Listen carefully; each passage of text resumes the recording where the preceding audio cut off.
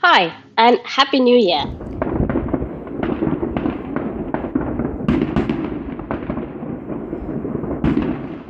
My name is Elin, and in today's video, I am going to look back at my reading year of 2023. I have a cup of tea and I have all my Storygraph stats, so I will know what to look for.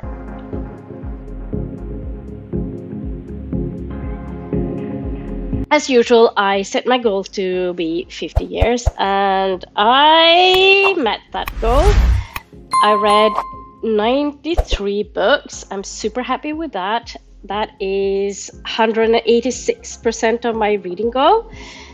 If you saw my video on reading goals for 2024, you will see that I also have 50 books for this year.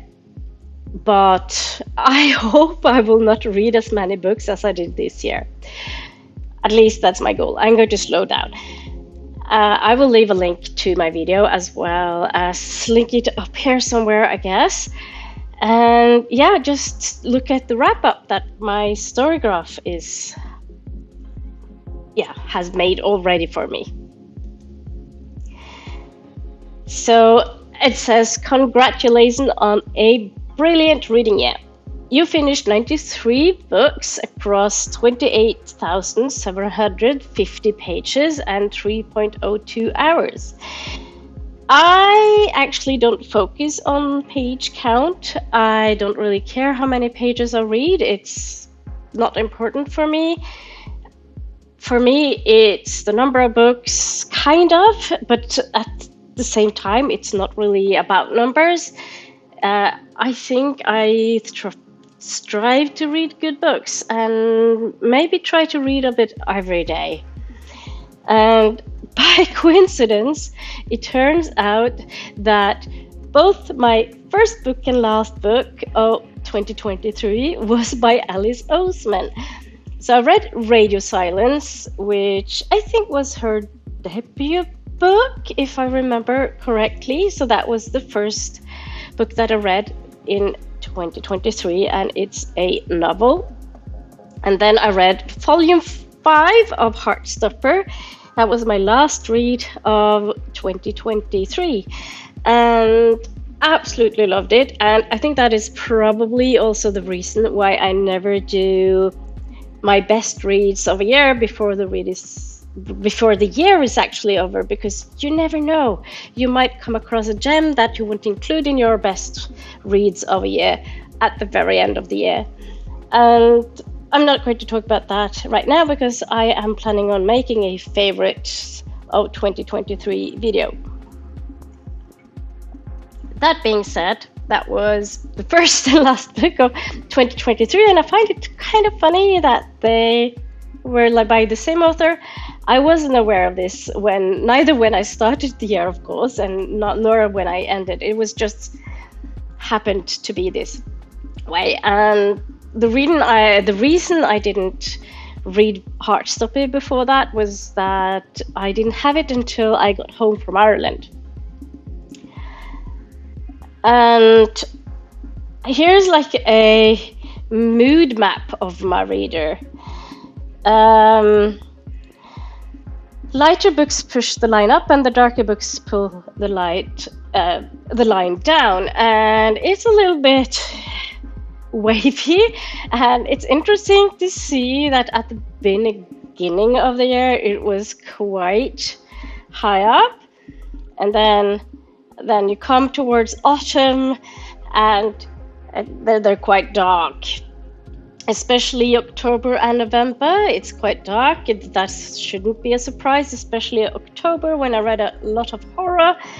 Continue to reading a bit of horror, but also non-fiction, some quite heavy non-fiction in November, and then lighter again in December when I try to read more like cozy and Christmassy books. And here's like a book pages and minutes per month, and as you can see, there was like the only like listening, it's like nothing, nothing, nothing, and then a little bit up there in July, and then that's because I only kind of listened to one audio book, which is a truth with modifications, because sometimes I go back and forth between an audiobook as well as a paper book, and then I always put in the paper book as a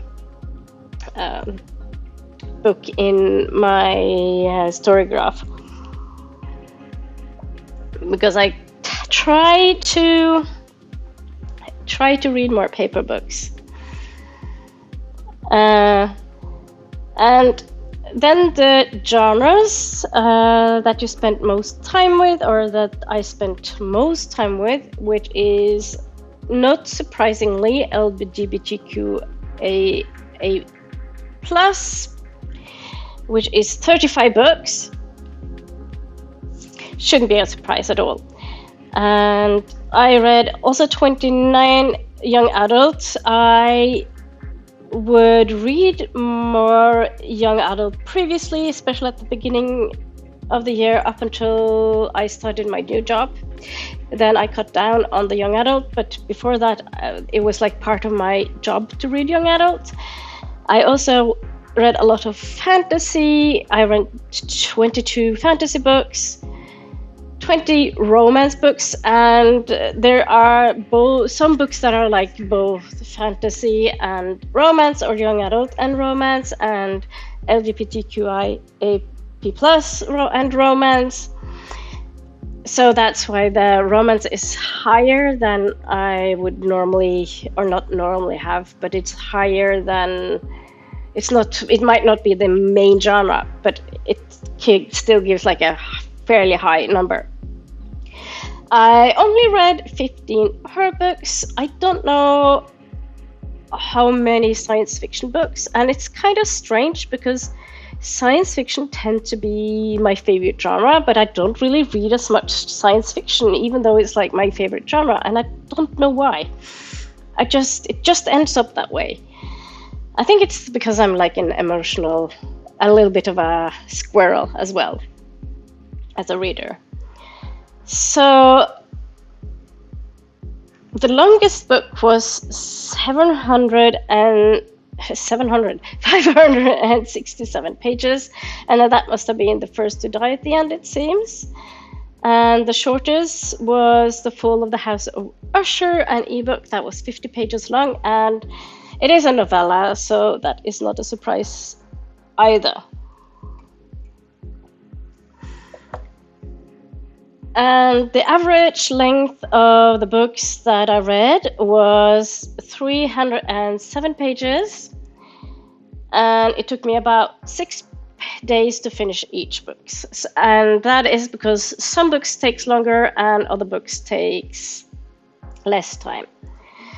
And least time spent was Ikke la de døde komme hit, which is a young adult, but I guess that's the first book I only read in one day, because I have some other books that I also only read in one day. The most time spent was 78 days on Trans by Jon Sundblom.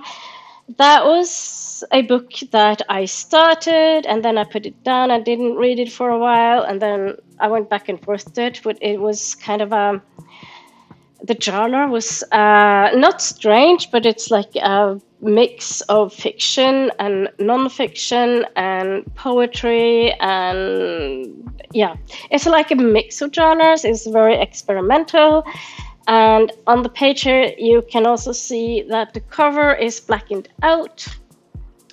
I could probably talk about like the whole blacking out of page of covers on Storygraph. I haven't seen it a lot, but I know this for this book because I had a problem uploading the actual cover of the book, because there's body parts on the book. And no, it's not boobs. It's actually something else. It's a bum. And there's also, because it's about it's kind of like an autographical autobiographical books. So it's a bum which is giving tea. So I think that's the reason, with a syringe. So I think that's the reason why you can't upload it. I think it's too graphic for a lot of people. And yeah, I don't know. It's just the way it is. And I read 6 books by Alice Oseman, which shouldn't be a surprise. I read all the Heartstopper novels. I read all the 5, as well as the Radio Silence. And the reason for that was that the Heartstopper books 1 to 4, volume 1 to 4, was rereads for me.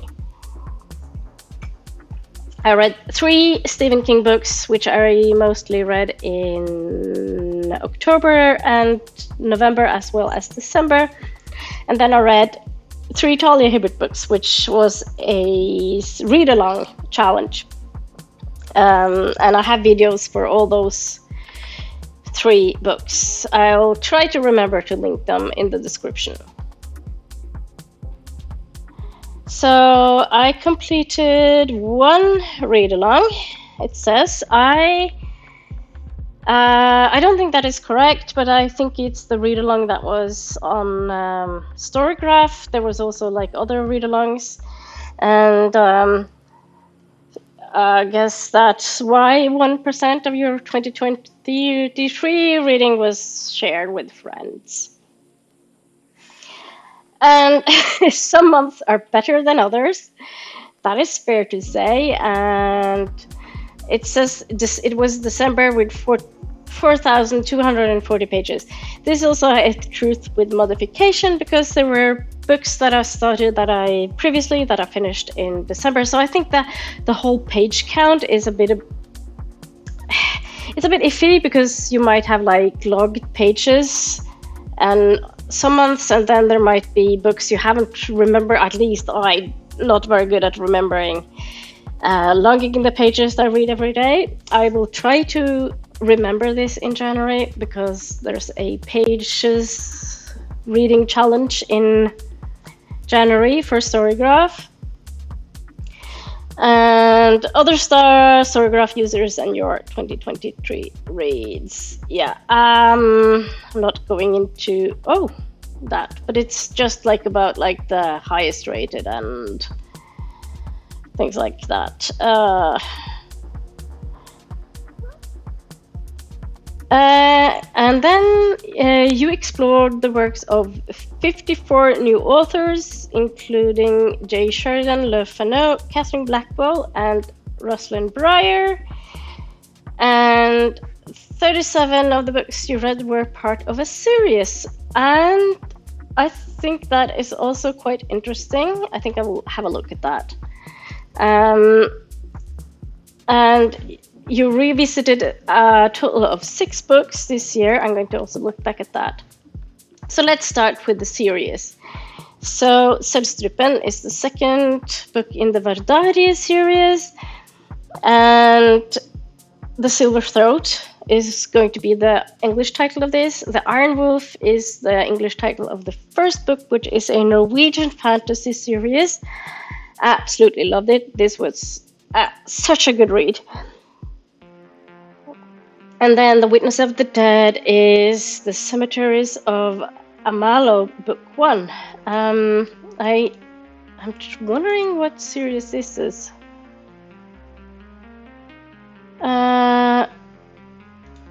Sorry. It's Griefstone. All right. Yeah, I don't really know a lot about this series. It's fantasy. I read another book by the same author previously, The Goblin King, which was okay. But I gave it away because I wasn't really interested in reading it. And then, of course, there's the Cornish Cream Tea series by Cressida McLaughlin, which is a romance easy read series.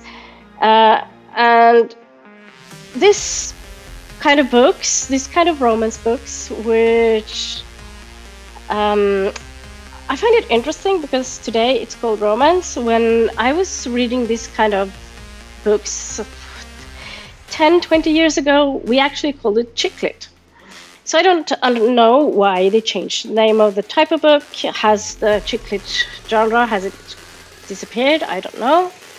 And then, of course, Holly Ghibli, which is also a part of